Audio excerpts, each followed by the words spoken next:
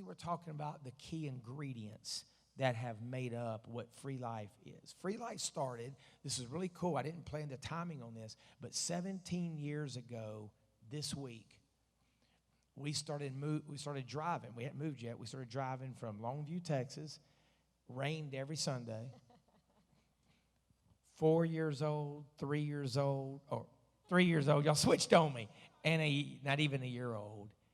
And we started driving in the rain. Leanne and I had our worst intense fellowships every Sunday afternoon to do a Bible study in Mesquite off Beltline there at a hotel conference room. We had 5 of us. And that's how we started. Very unorthodox. When we finally moved here, February of '05, we moved in the U-Haul. A little funny story you may or may not know. We were driving this way. Again, it was pouring down raining. We were in a U-Haul, and I think our Ford Expedition we had, because I just sold the Hummer, because when you're starting a church, you can't afford a Hummer. And so we were driving down, and I didn't know where we were going to live that night. I started calling up home builders, and I said, I need to buy a home today that I can move in tonight. Of course, everybody's laughing at me. They said, it doesn't work like that. You can't do that. And I said, well, you're not the one, but I'm going to find somebody. I'm not going to rent. I'm going to buy a home today, close on it, and move in it by the time I get to Forney from Longview. If you're not familiar where that is, that's a couple hours, maybe, 2.5 hours, depending on if I'm driving or Leanne's driving. And I found a builder. They called me back. It was Samir Homes. I don't know if you heard of Samir, S-U-M-M-E-R, something like that. Yeah. And they actually called me back, and they said, sir, you're not going to believe this. I said, I bet I will. And they said if you give $10,000 for, your earnest money deposit, that you'll go toward closing. You're not throwing it away, but we'll let you move in it tonight. I said, done. So that's how we started. We didn't have anything in the kitchen. We had a friend that went shopping. I don't know if you remember this, when Shonda Jackson went shopping for us and filled our kitchen up. And the rest is history. And I like you said in the first service, the night before. Oh, yeah, so the night before we were supposed to start this church, I think our Sundays, the night before we went to Sundays, because we did, I thought it was Friday nights, but he couldn't remember Friday nights. It's been too long ago to remember all that. But anyways, before we went to Sundays, Eden, the one in the middle there, she was 1 year old, and she, you know how they have those little teeth that grow in, just sporadically? Well, she had one of her teeth grown in, and she fell, and it was so bad, and we're looking around for her tooth because her tooth is gone. Like, it was there, and now it's gone.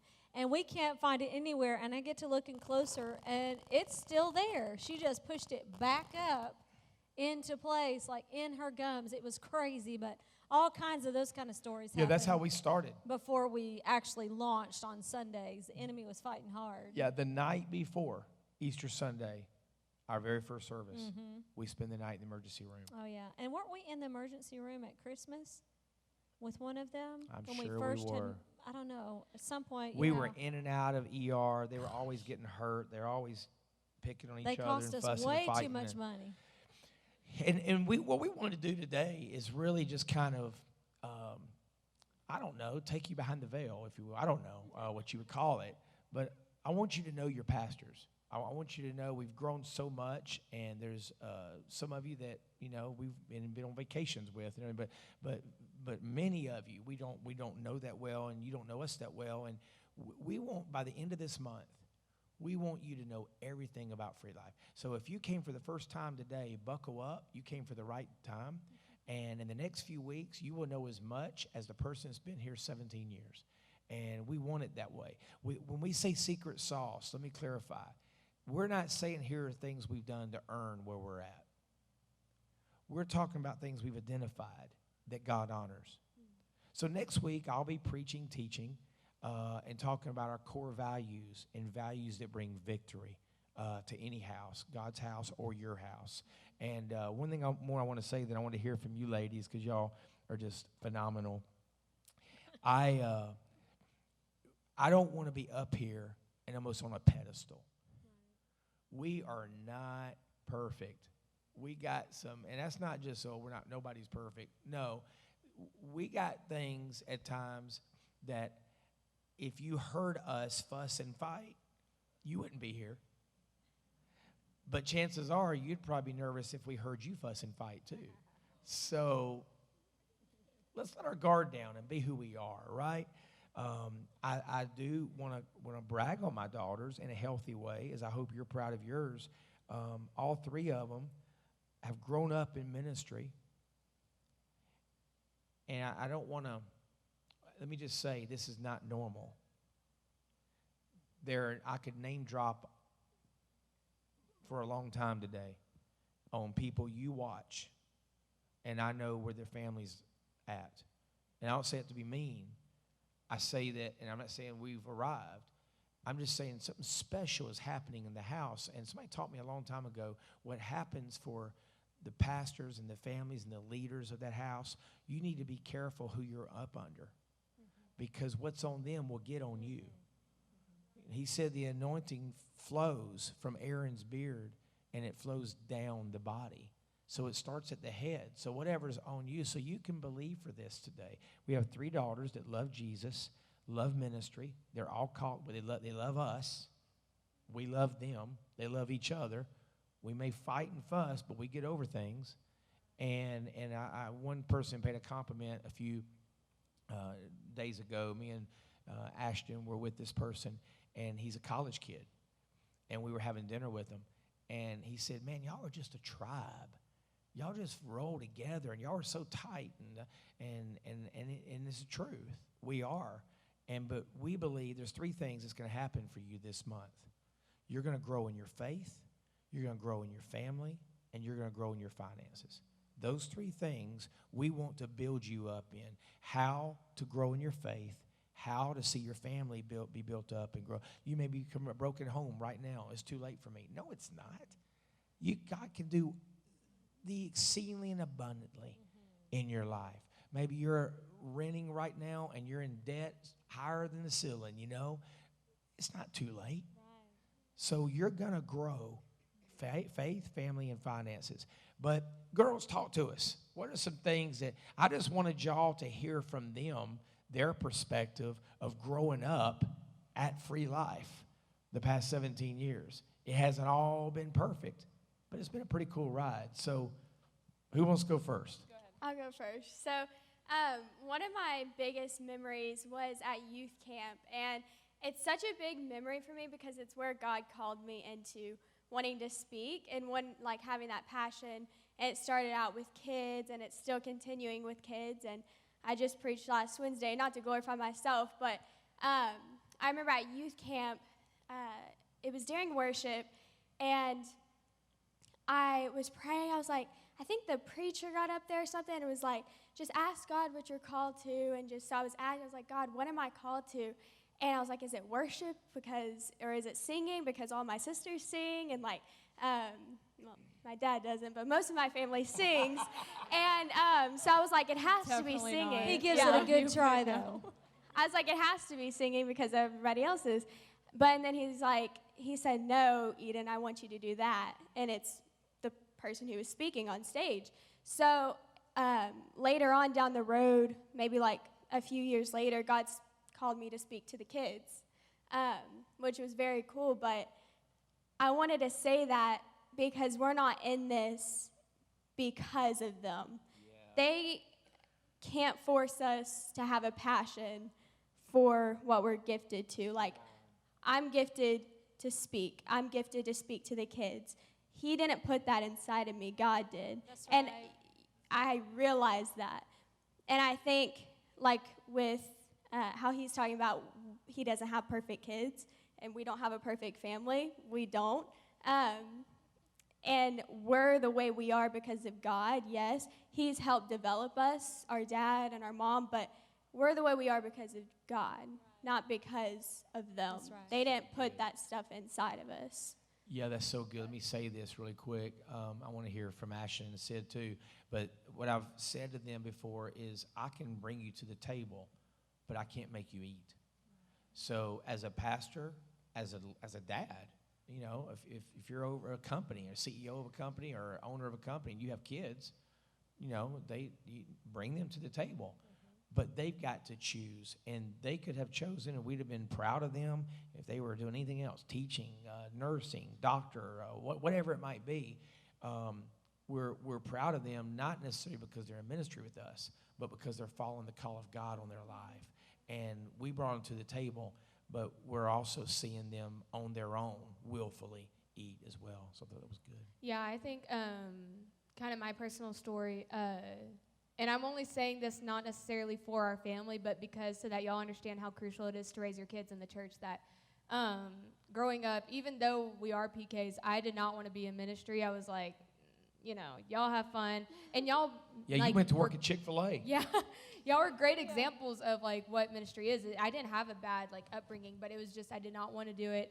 And I remember my dad told me, he was like, okay, he'd never forced us to, like, no, this is where you're going to serve. But he told me, he said, you're at least going to have to serve in one area once a month, at least. Because there's a time period where I was like, I don't want to serve, you know, I'll just come to church. And he's like, no, you got to serve at least something. So it was a healthy, like, force, if you will, but it was good. And so I was like, well, anything but on the stage. I don't want to be on the stage. I'll do anything behind the scenes. So I started with media, and I got so connected back there that it caused me to want to serve here, not necessarily because of y'all, because, you know, any teenager, they don't want to follow what their parents are doing. I don't know why. It's just a rebellious moment. But I noticed how crucial it was that the leadership here I was able to look at, and that's what caused me to want to go into ministry, was because of the relationships I built here. And so I want to encourage you, if you're a parent, don't take it as me trying to give advice and like a, you know, whatever. It's from a kid's perspective. Well, not from kid, a kid's perspective, yeah. That I knew what it was like to see my parents want me to go into ministry and see those around me who were my peers in this house. And I think that's what totally has changed my life personally, is getting connected here. So I think that's why when I was over broadcasting and everything, and Isabel now is and is killing it, that we are so keen on, like, drawing in the next generation, like the younger crew, so that they can get plugged in and ultimately will have a better impact on their lives than what the world could have. So Yeah, I love what you say. We'll force our kids, you said this at one point, but you're like, we'll force our kids to brush their teeth, but we won't force them to go to church. Right. And I think that kind of goes with what you were saying. You weren't forcing her every single Sunday you're going to serve, but you're going to serve at least once a week. Or That's part of training up a child in the way they should go, you know. And it is so important. We are a family church. We're a family ministry. And what I love is our church is a family church. We want your kids to be involved and to grow. And it's very important that we raise them up in the house and that we present the church in a way that is exciting.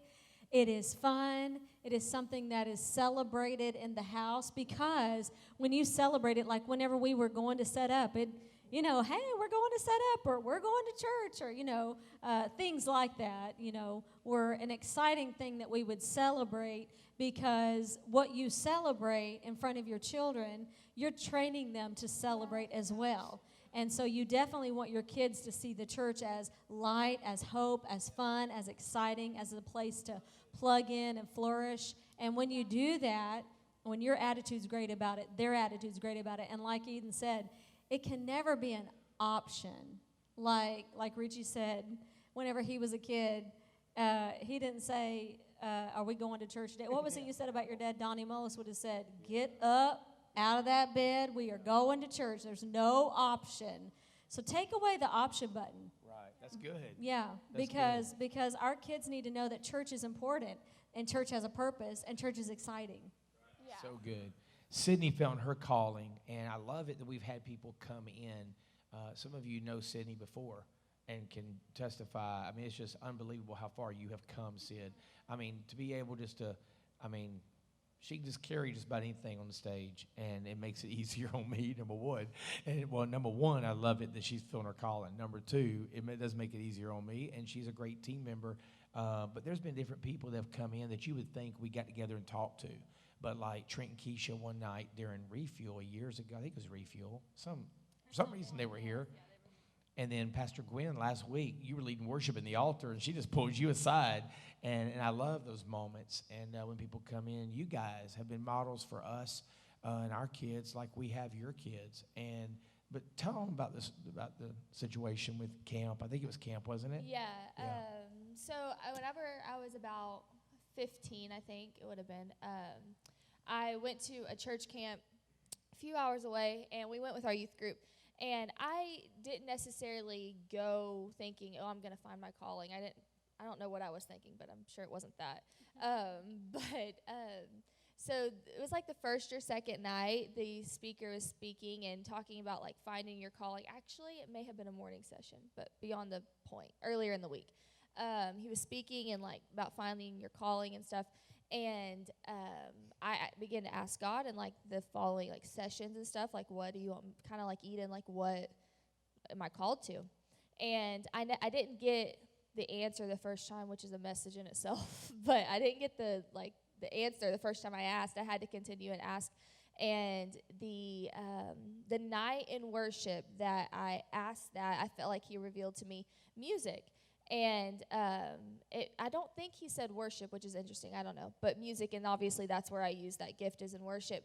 But I was terrified to really be on stage. Like, that wasn't something that I loved it, but I was too scared to do it. And so that night, the speaker happened to be speaking, and one of his points or something in his message was, don't let your giant get in the way of your calling.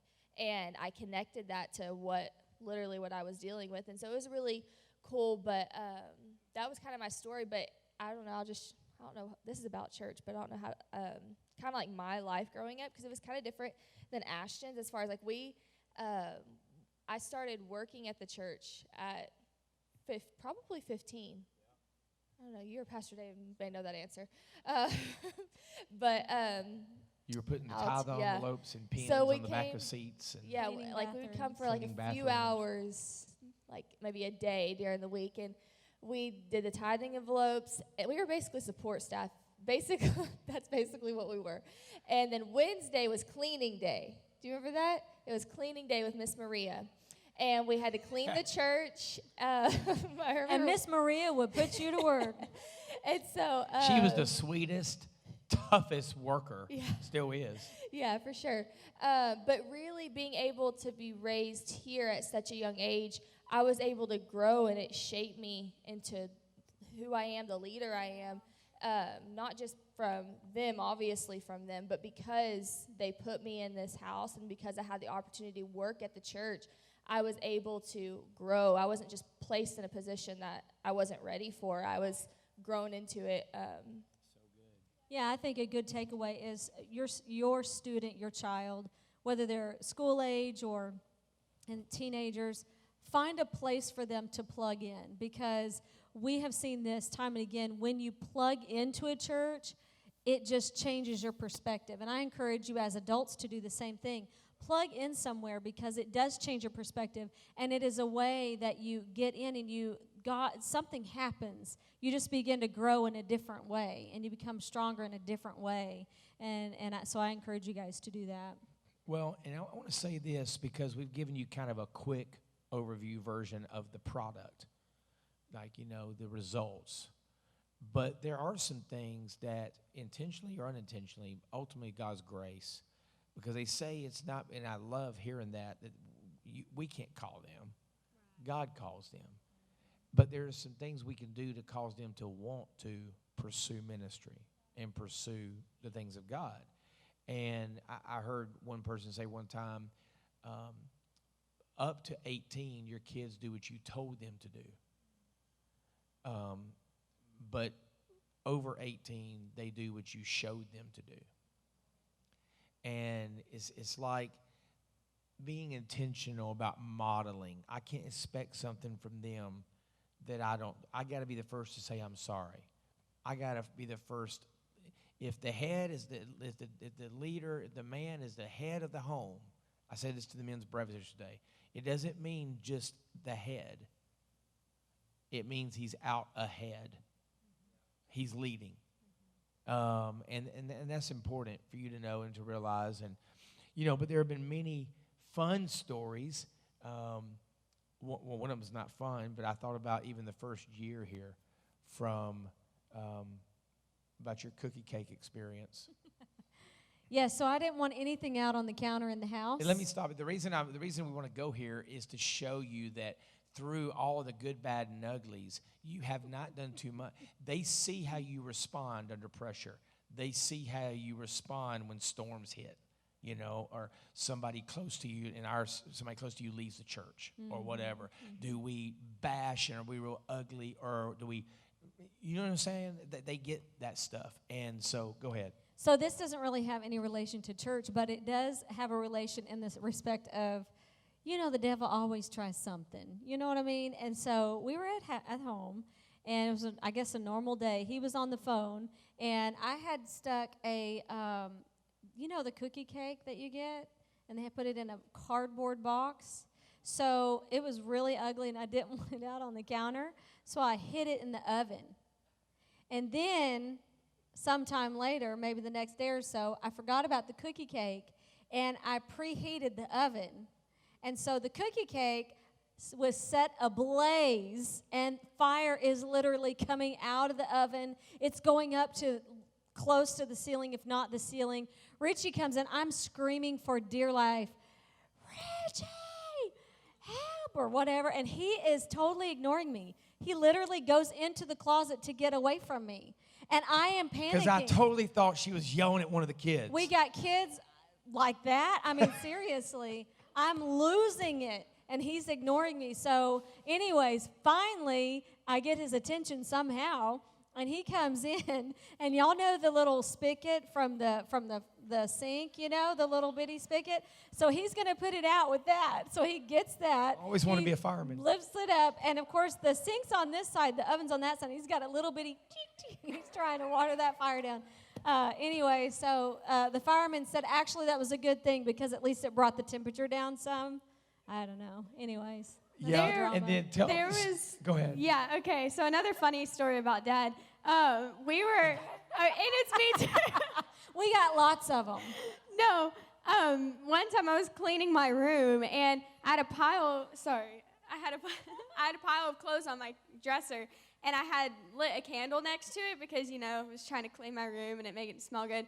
And I accidentally knocked the clothes over on the candle, and this whole fire starts, you know, blazing. I come in her room and it's on fire. Well, okay, they were taking a nap or something. It was probably a Sunday afternoon, and I was screaming. The smoke detector was going off. The dogs were barking, and I was like, Dad, Dad. He runs in there, and they get, like, my toothbrush holder or something and starts pouring water all over it.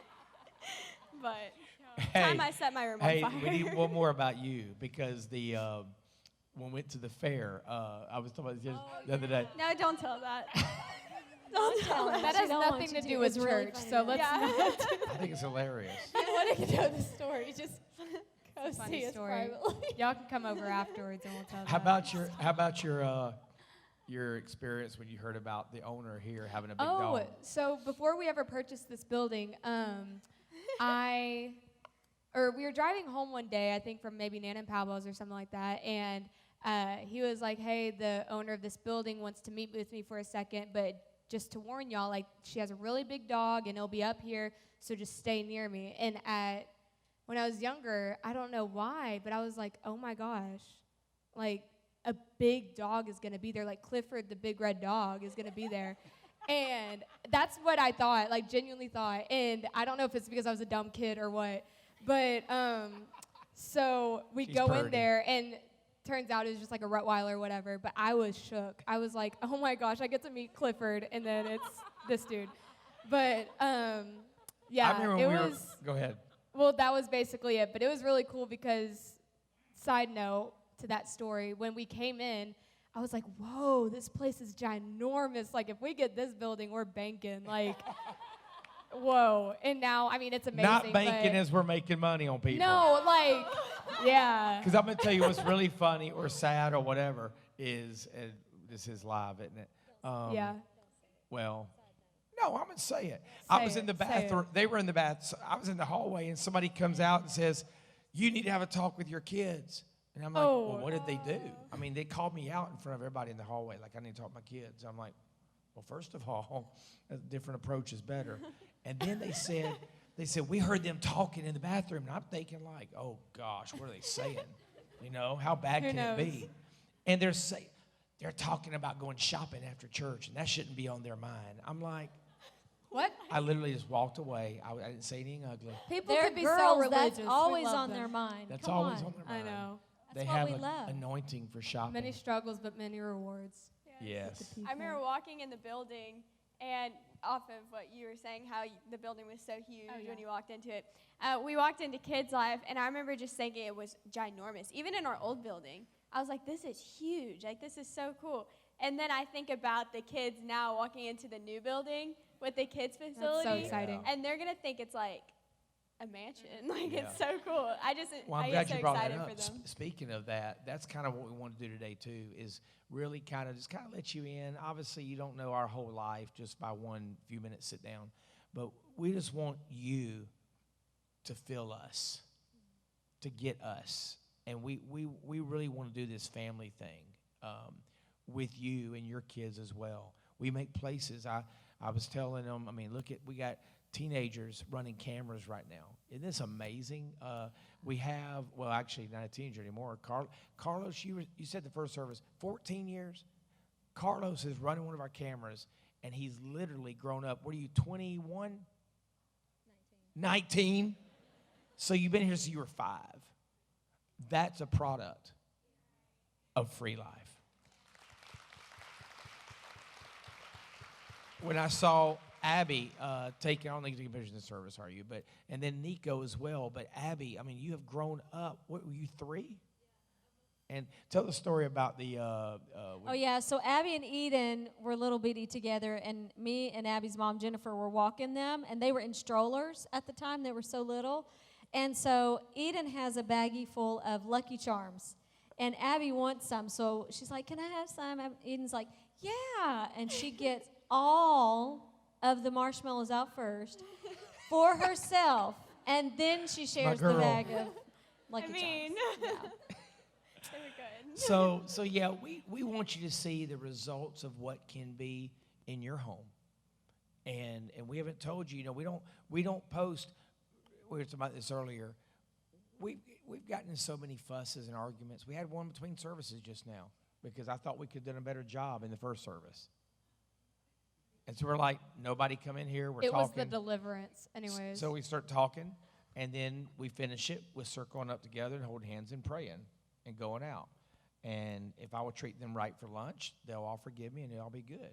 But so what I'm trying to say is, man, don't give up on yourself or on your children or on each other, on your family, because you're like, man, we just can't get it right. We can't get it together. Well, that's the family you're stuck with. Make it work. Make it right. I like one of the best pieces of advice Jensen Franklin said that Pat, his mother-in-law, Sharice, after they had only been married a few months and they had to fight, and Sharice called Mama or something and said, you know, I want to come home. And she said, you're not coming here. She said, you committed to that man. You go and you make it work. And now, of course, abuse situations and things, there's exceptions, but I love that because we quit things way too soon. Don't give up on each other. So there's 3 areas that God has called me to build you up this month. Family, your faith, and your finances.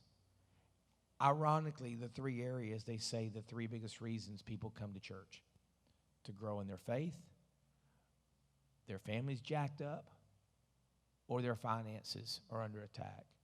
And so we're not only sharing our history, but we want you to know we're going somewhere. And we want to invite you to join us on the journey. We have a new home. Most of you know we have a new home going up. Should be done in December-ish. We're going to announce next week. I was going to announce it in the first service, but he said, no, keep the suspense going. We're making a big announcement about the grand opening of our new home next Sunday in both services. But we're doing 3 phases. So the first phase is twice the size of this building, and it's amazing. But then there's 2 other phases that go with it as well. We're online, but there's a building that God already showed me that we're going to own. I don't know when or how or what, but I know where. I can't go by that building anymore without claiming that building. The same feeling I felt that God was calling me to Forney, the same thing I felt when he called us to buy that property, that 40 acres, is the same spirit and the same feeling I feel. And we're going to put Next Level University on the map. It's going to be a 2-year, I don't even want to say a Bible college. It's going to be a 2-year. We've already got the business plan and the ministry model for it. If you want to be a plumber or a pastor, Next Level's for you. And we're going to train and equip and empower you and teach you how to be a next level leader. This is my conviction. I'm not saying you're out of the will of God if you're doing it different, okay? My conviction is he said you should be the head, not the tail, lender, not the borrower, blessed and highly favored above only, not beneath. So it's my conviction that if you're going to be an electrician, be a kingdom man, and don't work for the man, you be the man. Now, you may have a season of showing yourself faithful and learning and growing, and you serve another man or woman. No problem with that. But God's ultimate plan for you is to you to own the whole stinking company. That's God's will for your life. I want to teach students how to say yes, ma'am, and yes, sir. I want to teach them how, oh, you're late? I'm sorry. Yeah, there's grace for your salvation, but there's not grace there. And you pay the price for it. And you teach them how, no, you said you were going to do this, you didn't do it. And some of you aren't broke because the devil's attacking you. Some of you are broke because you don't understand some of those small principles. If you say you're going to do something, you do it. Show up on time. Stay a little late. If you're passionate, come on, if you're the ages of 16 to 30 and you're passionate about anything, you're in the top 1% of your generation. Passion, hard work, determination, not quitting, loyalty, integrity. Those are the kind, and you can tell it's in me. So we're going to do this. And I think it's interesting, guys, that you're at Highlands, the Cadillac. Eden's making plans. She's most likely going to be attending Highlands. And they're going to see the Cadillac in this country and be a part of it, and then come back here. And we're going to birth Next Level University. Now, you just hide and watch. Right now, you're like, well, you got a microphone. You can say anything you want to. You just all talk. No, I used to tell people 17 years ago, look what we're going to do. We're going to do this. God's going. There's power in our words and our confession. You possess what you confess. And so I just want to share with you that if Forney is number 2, last time we looked, I think it was the beginning of this year. Number 2, fastest growing school district in Texas. Number 2, fastest growing school district in Texas. So wouldn't it be the nature of God to put it in us to start planning and preparing that, you know what, your kids go off to college, that's fine, but give us 2 years with them first. And then they're going to produce more in college. They're going to produce in whatever area they touch. Why? Because there's an anointing for leadership on this house. There just is. When you have to around the anointing, I'm talking about a grace. I'm talking about a giftingness for leadership. I can lead leaders. I'm a horrible babysitter, but I can lead leaders. If you want to grow, I am your pastor, and this is your church if you want to grow. If you don't, there's probably 22 other churches in town that's great babysitting. We're just not that. We want to lead leaders. So we got a great few. Mother's Day Out program we're going to be launching next year, and there's some other amazing things. As I'm losing my voice, it's like a old man, but I'm not an old man. Anything else? You going to say something, Eden? Yeah. So I just thought of this a little bit ago when he was talking. I was like, I didn't really find the right time to come in. So I was like, well, I won't say it. But now that you asked, you talked about like us being in ministry and hearing that call and doing that. And you're like, I raised them, we were raised to do that, obviously. But I don't want anyone to think that it was ever always like that. Because the Bible says, train up a child in the way he was old. He won't depart from it. So it doesn't talk about the middle years. And so he could have raised us like they did in ministry. But we've all had our times of rebellion. I don't know.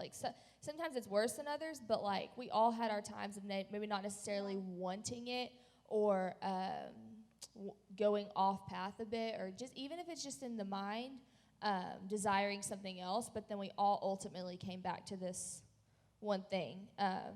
And so just encouragement if you like that kind of thing.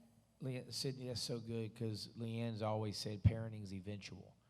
And if it doesn't happen overnight, the Bible says, train up a child in the way they should go. And when they are old, they won't depart from it. That's the same Hebrew word in Proverbs 22:6 there. It's a word that literally means as an exercise, like a trainer, an athlete trains. You don't go in there in the gym and lift something one time and think you're stronger. It's repetitious. Parenting is repetitious. And as you train up a child, repetitiously lead by example, then when they're old, says nothing about the teenage years. When they're old, they won't depart from it. Yeah. What you do matters.